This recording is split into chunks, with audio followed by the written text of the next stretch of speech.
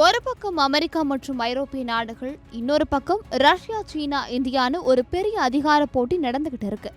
போர், பொருளாதார தடைகள்னு ஒருத்தர் மிரட்டிட்டு இருக்காங்க. ஆனா இந்த எல்லா சண்டைக்கும் நடுவுல யாருமே எதிர்பார்க்காத ஒரு விஷயத்துல இந்த பிரிக்ஸ் நாடுகள் ஒன்று சேர்ந்து ஒரு மாஸ்டர் பிளான் போட்டுட்டு இருக்காங்க.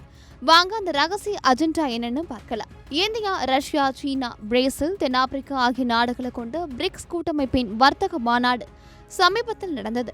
அதுல ஒரு ஆச்சரியமான விஷயம் வெளியாக இருக்கு. ரஷ்யா மீது அமெரிக்கா எவ்வளவுதான் பொருளாதார தடைகளை போட்டாலும் அவங்க தங்களோட பருவநிலை மாற்று இலக்குகளிலிருந்து பின்வாங்க போறதில்லைன்னு உறுதியா சொல்லியிருக்காங்க. இதுல முக்கியமா ரஷ்யாவின் மிகப்பெரிய பெட்ரோகெமிக்கல் நிறுவனமான சிபுர், நாங்கள் பூமியை காப்பாற்றும் எங்கள் கடமையில் உறுதியாக இருக்கிறோம் என்று அறிவித்துள்ளது. போர் நடந்தாலும், தடைகள் போட்டாலும், கரியமில வாயுவை குறைப்பது, மறுசுழற்சி செய்வது போன்ற வேலைகளை நிறுத்த மாட்டோம்னு அவங்க சொல்லியிருக்காங்க.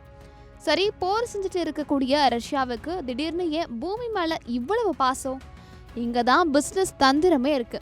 இது வெறும் உலகத்தை காப்பாற்றுறதுக்காக மட்டும் கிடையாது. இது ஒரு பெரிய வணிக வியூகம். எதிர்காலத்துல மறுசுழற்சி செய்யப்பட்ட சுற்றுச்சூழலுக்கு உகந்த பொருட்களுக்கு தான் பெரிய மார்க்கெட் இருக்கும். அதை இப்போதே கைப்பற்றுவதுதான் அவங்களோட திட்டமே. அவங்க என்ன பண்றாங்கன்னா, பயன்படுத்திய பிளாஸ்டிக் கழிவுகளை மறுசுழற்சி செய்து அதுல இருந்து புது பொருட்களை உருவாக்குவது, தங்களோட தொழிற்சாலைகளுக்கு காற்றாலை மின்சாரத்தை பயன்படுத்துவதுன்னு பல பசுமை திட்டங்கள்ல கோடிக்கணக்கில் முதலீடு செய்கிறார்கள். அதாவது சுற்றுச்சூழல் பாதுகாப்பதன் மூலம் பணம் சம்பாதிக்க முடியும்னு அவங்க நிரூபிக்கிறாங்க. இந்த ஒரு செயல் உலக அரங்கில் ஒரு பெரிய செய்தியை சொல்லுது. அதாவது பிரிக்ஸ் நாடுகள் அமெரிக்கா மற்றும் ஐரோப்பா சொல்றத மட்டும் கேட்காம தங்களுக்குன்னு ஒரு புது வழியை, ஒரு புது பொருளாதார அமைப்பை உருவாக்க துடிக்கின்றன. உங்க தடைகள் எங்களை கட்டுப்படுத்தாது, எங்க பாதை தனின்னு அவங்க மறைமுகமாக சொல்றாங்க. ரஷ்யா, சீனா, இந்தியா போன்ற நாடுகள் பருவநிலை மாற்றத்தை ஒரு வாய்ப்பாக பயன்படுத்தி ஒரு புதிய உலகளாவிய சக்தியாக உருவெடுக்க முயற்சி செய்கின்றன.